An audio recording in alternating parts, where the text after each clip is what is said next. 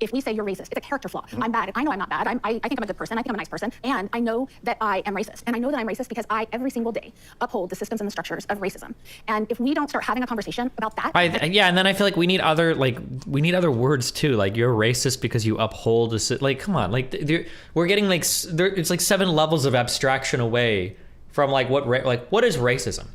Racism is when I have horrible thoughts about certain people. It's like, okay. Or like racism is when I do bad things to people. Okay, well, what's like one level away from that? Well, it's just when I have bad thoughts about people. Well, what's one level away from that? What's when I'm in a group that has bad thoughts about people? Well, what's one level away from that? Okay, well, if I vote for somebody that's like, what's like another level of, okay, well, when I go to work and I buy things, I'm probably buying from a white business owner who probably has inherited some level of generational wealth. And then I walk down the street and then I pay rent in my house that's also probably owned by, and so this is me upholding white supremacy. Like, bro, like nobody thinks like this. It's like, find new words. It's not effective. You're not communicating effectively, okay?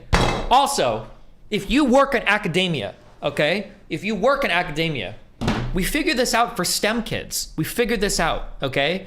In the like early 2010s, the big meme was that like if you work in STEM, okay, you don't have to worry about being able to write or any of that shit. Just learn how to program and you'll be set, because being able to communicate. And we finally learned that like, okay, maybe knowing how to write an email and not coming off as like having like terminal stage 5 autism is actually a benefit to your entire life. You can be a little bit more well-rounded, okay? Time for academics to follow suit. If your goal is something related to sociology, and you're fundamentally talking about how people like intersect with each other or engage in society, you should be able to communicate your ideas to them. Figure it out, okay? Learn how, like you coming onto a fucking panel and being like, oh, well, you understand that all of you are actually white supremacists because you engage in behavior unintentionally that upholds the structures in society that have been put in place 100 years. Like, bro, you sound like a guy that is like brought on to like explain like, oh, well, today I'm gonna teach a home full of senior citizens, you know, how to install a program on their computer. And it's like, okay, well, everybody open like fucking, fuck, I was gonna make a joke. Is it called V or Vi, right? Like everybody open V or whatever, like we're gonna, like, let's start. You're working at such a level that nobody's gonna be able to figure out, oh, Vim, figure out how to communicate to people in ways that they can understand it. Otherwise, your ideas will only ever remain within the domain of academia, right? And nobody's gonna care about what you have to say. America didn't start that way for black people. They didn't immigrate here. They were living somewhere else and they were kidnapped and murdered and taken here. And so for you to just say this is a magnificent place. Wait, okay, but this is another thing too. Like you can't, slavery was bad, okay? I will say that. I'm gonna come out and take a strong stance on this. I'm gonna say, I think slavery was bad, okay? But every single conversation that we have today can't be held hostage by things that happened hundreds of years ago. We can't do that. That's not a way to move forward in conversations. And you're not gonna be able to beat people over the head with that over and over and over again and expect that they're gonna like, you know, see the same point of view as you. Obama that doesn't have racism is actually, I think, more of a foundational lie than anything else. Yeah. I think the bigger problem is that systemic racism is the worst lens to try to have these discussions. The entire lexicon is toxic as fuck.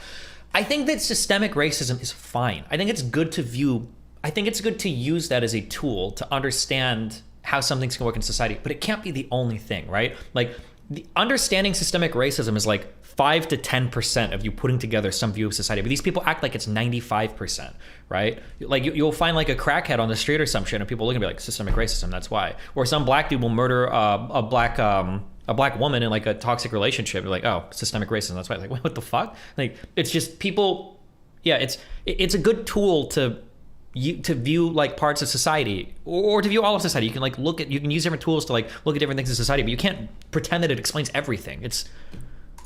I didn't say that. I did not say that. You said that it's the most hyperbole.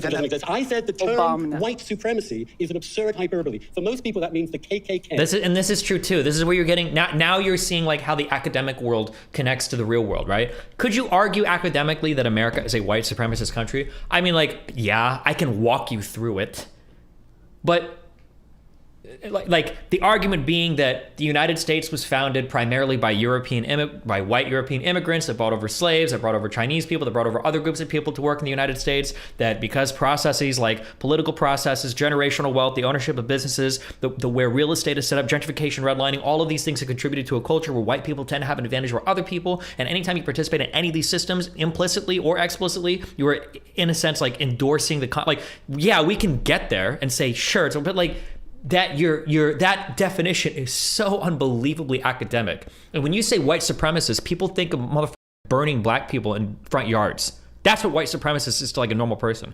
Oh, white supremacist? Where's the hooded cloaks at? Like this is what people are thinking of. So when you use these words like this, you're not invoking truthfully like what people should be thinking about, which is a pretty dry, highly abstracted view of like, you know, how society's organized. Quite honestly, if white men were going to do something about racism, you had 400 years. You could have done it. Okay, but like, I'm not saying that we should get credit for it, but we have, it's better now than it used to be. We did end slavery, okay? Jim Crow ended, like we're taking steps, okay? I mean, you can't pretend that where we're at today is the same place we were at in the fucking 1700s. So I am 58 years old. I'm shutting you down right now. I am not responsible for anyone the point before me. is, I'm so tired of just engaging in this conversation and this deep hurt that Andrew has about talking about racism. And Chip, God bless you, but I'm gonna put everybody in the thing. Nobody has a deep hurt. This is so much. All of us white people do this. I don't care if we say we're abolitionists. I don't care if we say we're progressive. I don't care if we're literally members of the KKK. Every single white person upholds these systems and structures of white supremacy. And see, there's like this is the issue too. This is why I don't like the academic definitions, is because one of the reasons why people don't like academic definitions for white supremacy or academic definitions for racism is because it removes a lot of the intention behind what most people think that racism is. When somebody says you're racist, the reason why it evokes such a strong negative idea in the listener's mind is because racism is generally something that people think of as intentional. You hate this group of people. You do things intentionally to hurt this group of people. Not just you happen to exist in a society that might have fucked them over at some point in time and maybe still perpetuate some of those inequalities. And I can have a dry academic conversation with somebody. We can agree like what white supremacy, but then the problem is now look at what she's done.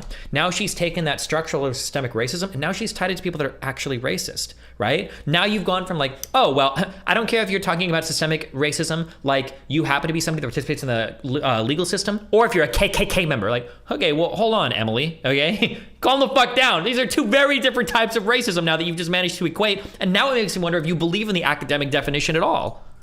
You're literally members of the KKK. Every single white person upholds these systems and structures of white supremacy, and we have got to talk about it. Like, we've been talking about it for fucking years. Like, it's time to stop talking about it and fucking do something, liberals, okay? Stop destroying your fucking cities, okay? Zone more fucking houses, all right? Do something about the war on drugs, fucking do something, right? We've talked about this until we're blue in the face. What are the policies that we're gonna do now to improve things? How are we gonna make things better, right? Win some goddamn elections. If I could finger snap, I would finger snap right now. Let's Well, remove it then from by the... calling me a racist, Sean.